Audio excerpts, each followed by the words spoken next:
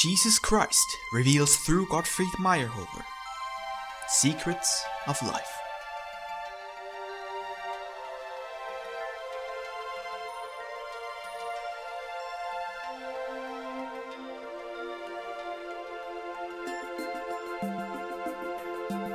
Chapter 6, July 28th, 1870.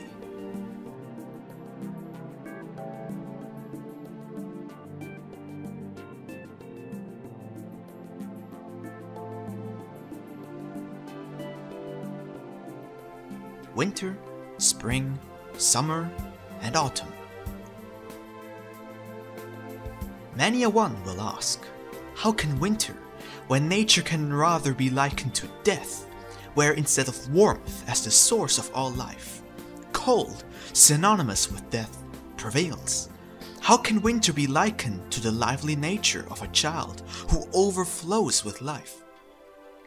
And yet, my dear doubter, there is no better example than this one, comparing the child's life with winter, which shows, linked through a spiritual bond, the corresponding trait in the child's nature.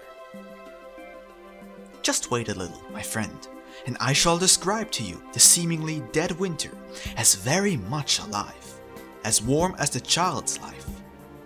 However, we will not consider the matter from the standpoint usually adopted by your winters and poets, but from my standpoint, from which I prefer to consider it after my own manner. So listen. Look, my friend, when you compare with it the entire vegetative life of childhood and its soul life, it is, as I said, a dream life, a life where the good and bad, all that is right and wrong, still sleeps the sound sleep of unawareness of self under the cover of innocence. For only that condition is called innocence, where one is unaware of having committed a sin, and also knows none. For with the realization of innocence, the same has ceased to exist. Just as in this dream life of the child, where, as in an embryo, all the passions and other urges, covered up, are peacefully sleeping together, only waiting for the better condition of the body enveloping them, so that they may grow strong and develop. Look, my dear friend, what an apt comparison, and how close spiritually. There lies asleep, buried under the white covering of the snow, for white is the color of innocence, the whole future existence of part of the earth. It is only waiting for a higher power, the warmth of the sun, to lift and destroy this covering of innocence, freeing the thousands upon thousands of life forms, so that every one of them can operate according to its purpose and fulfill its destiny. Just as with the child's physical development, good and bad qualities become more apparent, so when nature awakens on earth, the effect of peaceful and hostile influences shows. At first, like the child's passions, dwelling peacefully together under the icy cover of the snow, they separate, fighting and quarreling, and amid constant conflict face spring, or a better time, where everything alive on this earth grows stronger and able to resist the battle of the elements and other influences, bearing the same victoriously. In spring, everything unconsciously hastens to meet its destiny. The little plant grows into a little tree and prepares everything so as to one day fulfill its purpose as a tree, and animals build dwellings for their brood without knowing where it will come from. Everything is active and working.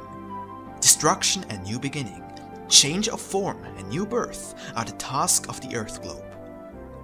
It is its time of youth, which often produces monsters and secondary growths, which do not belong to the normal cycle and are later eliminated.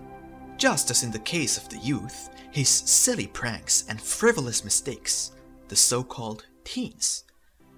Thus, in the awakening spring, nature, like the youth with rosy cheeks, garlands itself with the most beautiful flowers and slowly moves towards manhood, the period of the maturing of the fruits, which, according to the intent of the Creator, is meant to result from the pressing up and urging of the spring.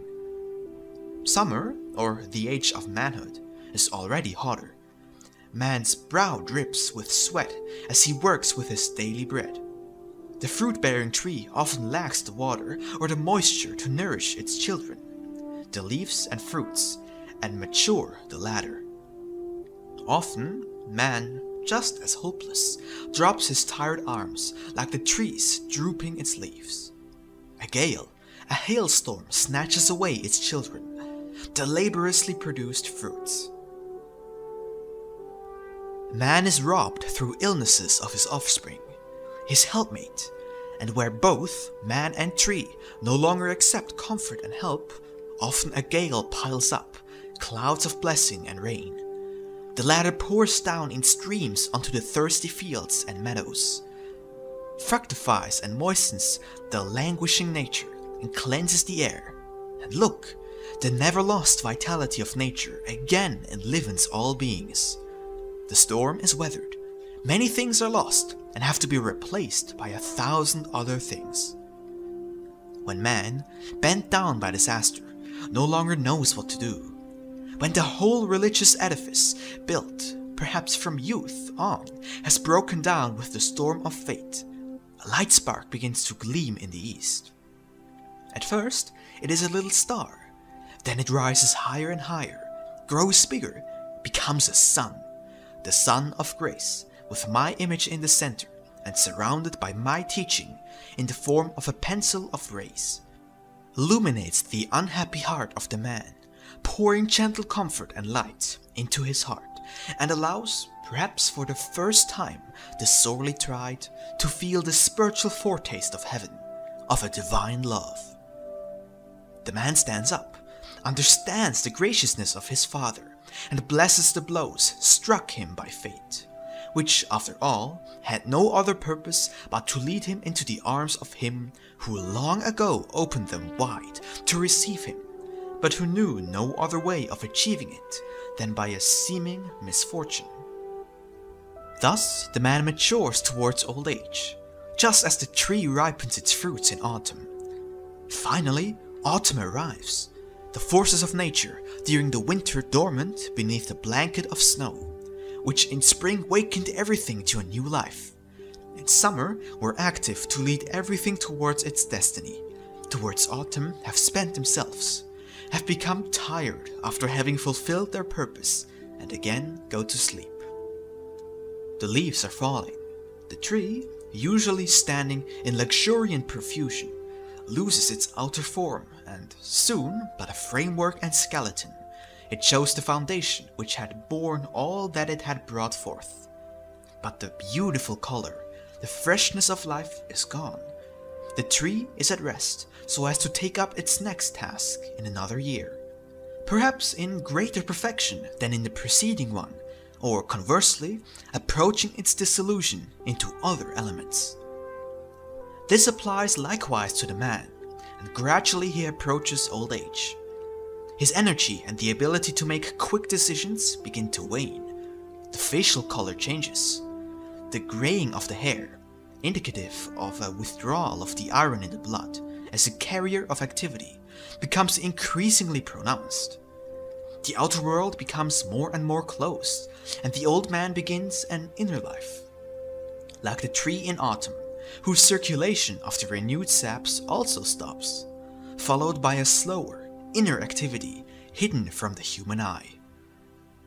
So the tree awaits its designation for the following year, depending upon its task, namely, whether it shall be burnt as firewood, serve for other purposes, or perhaps grafted, as a tree yielding better and finer fruits, shall again provide man with physical and spiritual pleasures, the physical through its material products, and the spiritual through his contemplation of the immensely good Creator and Lord. All the fruits and products of the entire nature, serving the living beings as food, pass through their various uses to a higher spiritual level, for they serve towards the preservation of higher beings, enhance their material, physical nature, and help to perfect their spiritual. What fruits are with the products of the earth, are with men their actions. They help the one standing at the close of his earthly life to build his spiritual self and to guide him to a higher level. What I have told you here concerning the kingdoms of plants and animals, as well as man in his 4 periods of life, can also be applied to entire peoples and nations. They too have their phases of childhood, youth, manhood, and old age, and are gradually led by me through disasters, wars, devastating sicknesses, and various other events until, having reached their spiritual pinnacle, they can singly as individuals or as whole nations pass to higher spheres. This depends on their propensity to follow my advice and admonitions, whereby one people will mature earlier and another later. Here you have the second row of our title: winter, spring, summer and autumn. Now we will rise to a higher standpoint, and from there, like me, contemplate my creation in its graded working, where you may again still more clearly behold my love and also my wisdom, which is only concerned with the happiness of my created beings.